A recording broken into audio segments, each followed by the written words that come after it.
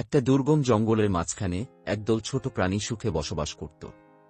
বনের প্রতিটি দিন ছিল হাসিখুশিতে ভরা, কিন্তু এই সুখের দেশে একটি ছোট সমস্যা ছিল, আর তা হল বনের ছোট্ট খরগোশ মিমি।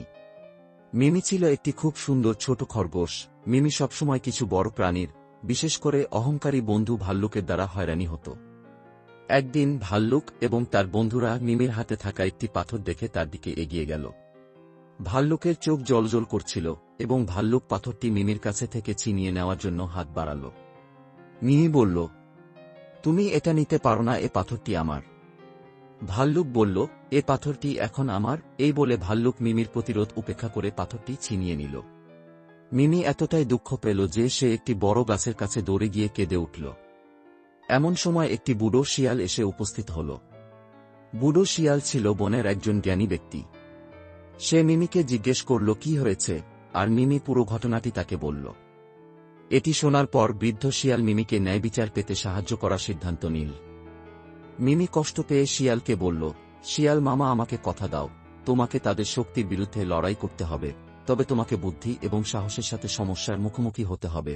বুড়ো শিয়াল বলল, ঠিক আছে। বৃদ্ধ শিয়ালের সাহায্যে মিমি একটি পরিকল্পনা করল।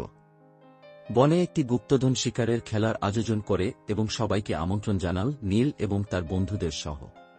খেলার নিয়মগুলি ছিল সহজ। যে কেউ বনের গভীরে লুকিয়ে থাকা বিশেষ বনের রাজা সিংহকে খুঁজে বের করতে পারবে, সে বিজয়ী হবে।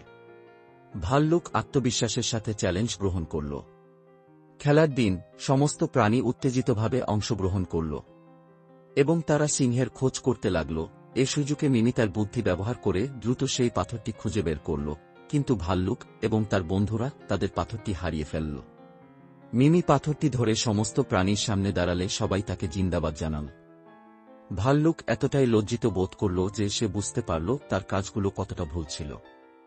ভাল্লুক মিমিকে তখন বলল, মিমি, আমি দুঃখিত। আমার আগের আচরণ সত্যিই ভুল ছিল। ভাল্লুক মাথা নিচু করে বলল।